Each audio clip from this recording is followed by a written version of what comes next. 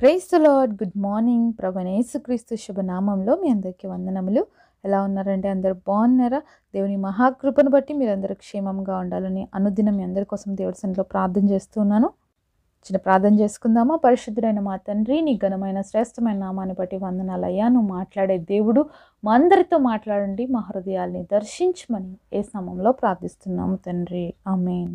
ఈరోజు దేవుని వాగ్దానము హెబ్రీలకు రాసిన పత్రిక 10వ అధ్యాయం 36వ వచనం. మీరు దేవుని చిత్తము నెరవేర్చిన వారై వాగ్దానం పొందు నిమిత్తము మీకు ఓరిమి అవసరమై ఉన్నది.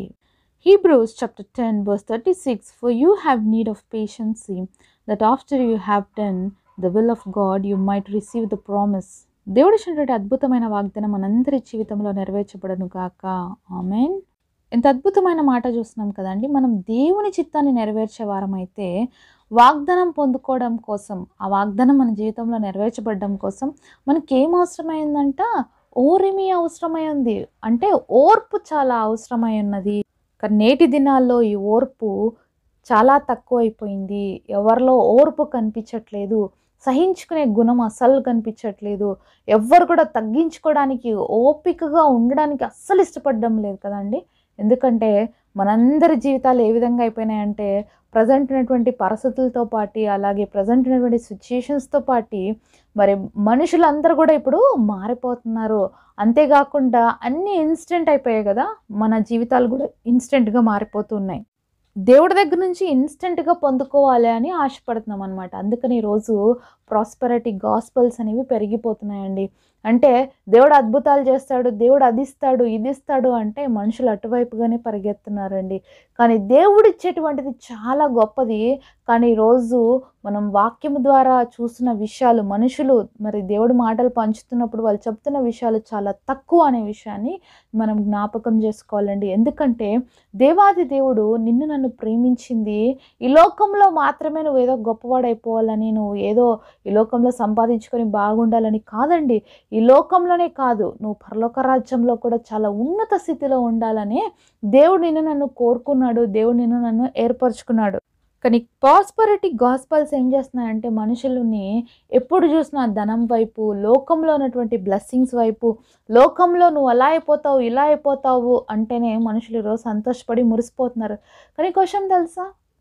ఈ లోకం అశాశ్వతమైనది. ఏదో ఒక రోజు ఈ లోకాన్ని అందరూ విడిచిపెట్టాల్సిందే. కానీ అద్భుతమైన విషయం ఏంటంటే, పరలోక రాజ్యం మనందరి కోసం దేవుడు సిద్ధపరిచినాడు. అక్కడ చాలా ఉన్నతమైన స్థితిని మనందరికీ దేవుడు ఇవ్వాలని ఆశపడుతున్నాడండి. ఈ భూలోకంలో మనం ఎంతగా ప్రయాసపడుతున్నామో, నేను అది సంపాదించాలి, ఇది సంపాదించాలి, మంచి పేరు ప్రఖ్యాతలు, మంచి మంచి బిల్డింగ్స్ నాకు ఉండాలి, మంచి మంచి కార్ నాకు ఉండాలి, లేకపోతే ఇంకా ఎన్నెన్నో ఆశలు ఉంటాయి కదా. అలా ఈ లోకంలో కలిగి ఉంటున్నాం. కానీ పరలోక రాజ్యంలో కూడా అంత గొప్ప స్థితిలోకి నువ్వు నేను రావాలని దేవుడు ఎదురు చూస్తున్నాడండి. దేవుడు వాక్యం ఈ విధంగా సెలవిస్తుంది మలాకి గ్రంథంలో. దేవుడు మనల్ని ఎలా ఆశీర్వదిస్తాడంటే, ఆకాశపు వాక్యంలోని విప్పి పట్టజాలనంత దీవెనలు ఇస్తాడు అని మనం చూస్తామండి. దేవుడు ఇచ్చేటువంటి దీవెనలు పట్టజాలనంతగా ఉంటాయి. ఆకాశపు తూముళ్ళు విప్పుతాడంట దేవుడు. ఎంత గొప్ప దేవుడు కదండి మన దేవుడు. మరి వర్షం పడితేనే తట్టుకోలేం కదా, ఎక్కువ వర్షం వస్తేనే. మరి దేవుడు ఇచ్చే ఆశీర్వాదాలు నువ్వు నేను తట్టుకోగలుగుతామా? మనల్ని దేవుడు అంత గొప్పగా ఆశీర్వదించాలంటే మనం ఎందుకు ఇంత చిన్నగా ఆలోచిస్తున్నాం కదా. మన దేవుడు ఎంత గొప్ప దేవుడు అండి. ఆకాశ మహాకాశాలే పట్టజాలనంత గొప్ప దేవుడు. మరి ఆకాశం ఆయన సింహాసనం అయితే భూమి ఆయనకి పాదపీఠమైంది. అంత గొప్ప దేవుడిని కలిగినటువంటి మనము చిన్న చిన్న వాటి విషయాల కోసం, చిన్న వాటి కోసం ప్రయాసపడుతున్నాం. ఈరోజు డబ్బులు సంపాదించడానికి అన్యాయం చేస్తున్నారు, అక్రమం జరిగిస్తున్నారు, ఇతరులను మోసం చేస్తున్నారు, ఇతరులను బాధ పెడుతున్నారండి. ఒకరిని అన్యాయంగా దోచుకోవడం ద్వారా మనమేమి గొప్ప వాళ్ళం అయిపోలేము. కానీ సాతాను మనిషికి ఇలాంటివి నేర్పిస్తుంది.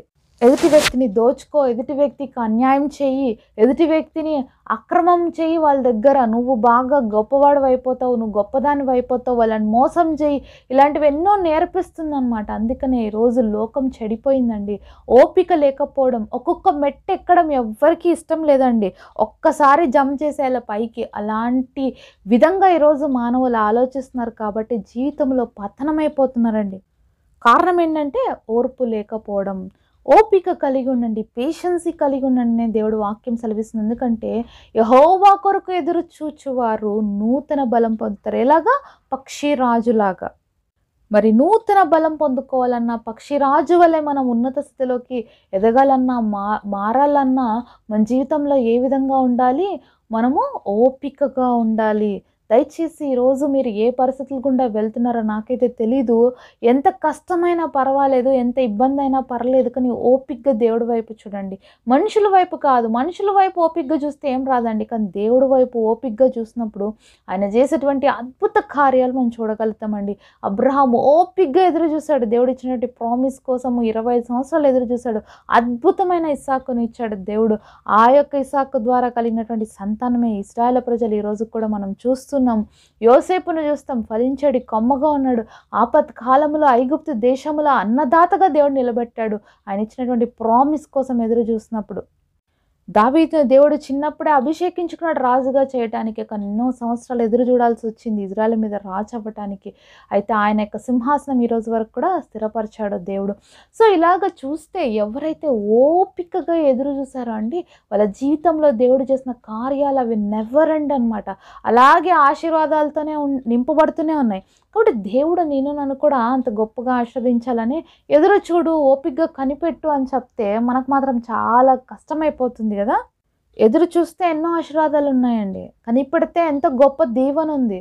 నువ్వు పరిగెడితే ఏం రాదు. దేవుడి సన్నిధిలో నువ్వు మోకరించి ప్రార్థన చేసినప్పుడు, ఆయన సన్నిధిలో కనిపెట్టినప్పుడు అద్భుతాలు రిసీవ్ చేసుకుంటాము, ఆశ్చర్యకార్యాలు రిసీవ్ చేసుకుంటాము.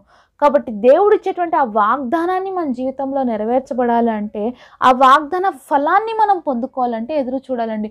ఒక విత్తనం ఈరోజు నాటారో చెట్టు రేపుకంతా వచ్చేస్తుందా? పళ్ళు రేపుకంతా ఇచ్చేస్తుందా చెట్టు? లేదు కదండి. ఒక చెట్టు వేసినప్పుడే ఎంతో ఓపికగా మనం, అంటే విత్తనం నాటినప్పుడే ఎంతో ఓపికగా ఎదురు చూడాల్సి వస్తుంది. తర్వాత దాని ఎండ్లో కూడా కొన్ని చెట్లు ఫలాలు ఇస్తాయి, కొన్ని చెట్లు అసలు ఇవ్వవు. మరి అలాంటి దాటి కోసం ఎదురు చూస్తామే. మరి దేవుడు ఇచ్చేటువంటి ఆ గొప్ప కార్యాల కోసం, దేవుడు చేసేటువంటి ఆశ్చర్య కార్యాల కోసం ఎందుకు ఎదురు చూడలేకపోతున్నాం ఈరోజు? కాబట్టి జనరేషన్ ఫాస్ట్గా ఉంది, పరిస్థితులు ఫాస్ట్గా ఉన్నాయి, అన్నీ ఇన్స్టెంట్గా జరిగిపోతున్నాయి. దేవుడి దగ్గర నుంచి కూడా ఇన్స్టెంట్గానే జరిగిపోవాలి అని ఆశపడితే దేవుడు ఎప్పుడు చేయడండి. దేవుడు ఎప్పుడు అలా ఇన్స్టెంట్ కార్యాలు చేసే దేవుడు కాదు. అంటే ప్రతి పరిస్థితిలో మనకి ఏదో అవసరం ఉందో అవి ఇస్తూనే ఉన్నాడు దేవుడు. కానీ నేను చేసే ప్రార్థనలకు ఇన్స్టెంట్ జవాబులు కావాలని ఎదురు చూస్తాం చూడండి చాలాసార్లు. అది చాలా తప్పు అనమాట. కనిపెట్టడం నేర్చుకోవాలి. దేవుడి సన్నిధిలో ఓపికగా ఉండడం మనం నేర్చుకోవాలి. ఈ ఓపిక అనే మరి ఈ యొక్క పదాన్ని ఎందుకు దేవుడు పెట్టాడు? ఈ కనిపెట్టుట అనే పదాన్ని దేవుడు ఎందుకు పెట్టాడంటే, మరి ఈ ప్రయాణం చాలా గొప్పగా ఉంటుందండి. ఇక్కడ ఎంత షేప్ అవుట్ దేవుడు మనల్ని చేస్తాడు, షేప్గా మనల్ని మారుస్తాడు. సార్ షేప్ అవుట్ ఉన్నాం. దేవుడు ఒక షేప్ని ఇవ్వాలని ఆశపడుతున్నారు. ఇంకా లోకంలో వాళ్ళలాగే మనం జీవిస్తున్నాం, కానీ క్రీస్తులోకి మనల్ని మార్చాలి, ఆయన స్వరూపంలోకి మార్చాలనుకున్నప్పుడు ఎంతో ఓపికగా ఉంటే తప్ప మనం కత్తిరించబడలేము. ఎంతో ఓపికగా ఉంటే తప్ప ఆయన కార్యాలు మన జీవితంలో మనము చూడలేము. కాబట్టి ఈరోజు దేవుడు కార్యం నీ జీవితంలో జరగాలని ఎదురు చూస్తున్నట్లయితే, దేవుడికి ఇచ్చిన ప్రామిసెస్ నెరవేర్చబడాలని ఎదురు చూస్తున్నట్లయితే నువ్వు ధన్యుడవు, ధన్యురాలు. ఎందుకంటే ఎవరైతే యెహోవా కొరకు ఎదురు చూస్తారో వాళ్ళు నూతన బలాన్ని పొందుతారు అని దేవుడు వాక్యం సెలవిస్తున్న ప్రకారం ఎదురు చూస్తున్న నీకెప్పుడో దేవుడు అన్యాయం చేయడు. దేవుడు తగిన సమయంలో నిన్ను ఎత్తిపడతాడు. దేవుడి యొక్క కార్యాలు చాలా గొప్పగా, చాలా గంభీరంగా ఉంటాయి. కాబట్టి ఎదుటి వాళ్ళతో పోల్చుకోవద్దు. వాళ్ళు ఇంతగా ఆస్వాదించబడ్డారు, వాళ్ళు ఇంతగా దీవించబడ్డారు, నేనేమో ఇలాంటి స్థితిలో ఉన్నానని ఎప్పుడు బాధపడద్దు. మనము ఎదుటి వారితో కంపారిజన్ చేసుకొని బాధపడే వారు ఉండవలసిన అవసరం లేదు. అలాంటి స్థితి మనది కాదు. మనం దేవుడి వైపు చూసినప్పుడు దేవుడు మనల్ని గొప్పగా ఆశీర్వదిస్తాడు. సౌలు దావీదును చూసిన ప్రతిసారి దేవుడు దావీదుని ఎంతగానో ఆశీర్వదిస్తున్నాడు అని చెప్పేసి మనసులో కుళ్ళుకున్నాడు. అలాగే మనసులో మరి ఒక విషపు చూపు నిలిపాడు దావీదు పైన. అంతం ఎలాగుందండి, ఎంత భయంకరంగా మరణించాడు మరి సౌలు. కాబట్టి ఎదుటి వాళ్ళతో కంపారిజన్ చేసుకొని మనము మన జీవితాలను నష్టపరచుకోకుండా, తన కుమారుడైనటువంటి యోనాతాను, సౌలు కుమారుడైన యోనాతానికి ఎంత మంచి మనసు తెలుసా? దావీదు దేవుడు ఎంత భయభక్తులు కలిగి ఉన్న వ్యక్తి కాబట్టి తప్పకుండా దావీదుని దేవుడు ఆశ్రయిస్తాడని నమ్మాడు. కాబట్టి తను ఎంత మంచి స్నేహితుడిగా ఉన్నాడో తన జీవితంలో అంతం వరకు కూడా దావీదుతో అలాంటి స్నేహాన్ని కొనసాగించాడు. కాబట్టి తన కుమారుడైనటువంటి మెఫీబోషెత్ విషయంలో మరి కృప చూపించడానికి దావీదుకి దేవుడు మంచి మనసు ఇచ్చాడు. కాబట్టి దేవుడు కోసం ఎదురు చూస్తే దేవుడు ఎప్పుడు గొప్ప కార్యాలే చేస్తాడు తప్ప అన్యాయం ఎప్పుడు చేయడు. ఈరోజు దేవుడు నీకు ప్రామిస్ ఇచ్చాడా? నెరవేర్చడానికి టైం పడుతుందా? తప్పకుండా నీ జీవితంలో నీ కోసం ఏదో గొప్ప కార్యమే దేవుడు దాచిపెట్టాడు. కాబట్టి కొంచెం ఆలస్యం అవుతుండొచ్చు నీ జీవితంలో, కొంత కాదు చాలా రోజుల నుంచి నువ్వు ఎదురు చూస్తుండొచ్చు. అబ్రహాం కూడా ఎదురు చూస్తాడు కదా 25 years. చిన్న విషయమా అండి? కాదు కదా! మరి దేవుడు వాగ్దానం నెరవేర్చడానికి మన జీవితంలో కూడా మనం ఓపికగా ఎదురు చూడమని ఈరోజు చెప్తున్నాడు. ఎదురు చూద్దాము, ఆయన అద్భుతాలు రిసీవ్ చేసుకుందాం. అట్టి కృప దేవుడు మనందరికి దయచేయును గాక. పరిశుద్ధుడైన తండ్రి, నువ్వు మాట్లాడే దేవుడు నాయన, మాతో మాట్లాడినందుకే మిమ్మల్ని స్తుతిస్తున్నాం తండ్రి. నీ వాగ్దానం మా జీవితాల్లో నెరవేర్చబడే వరకు ఓపికగా మీ వైపు చూస్తూ కనిపెట్టుకొని మీరు ఇచ్చే గొప్ప ఆశీర్వాదాలు పొందుకోవడానికి గొప్ప వాగ్దానం మా అందరి జీవితాల్లో నెరవేర్చమని యేసు నామములో ప్రార్థిస్తున్నాము తండ్రి. ఆమేన్.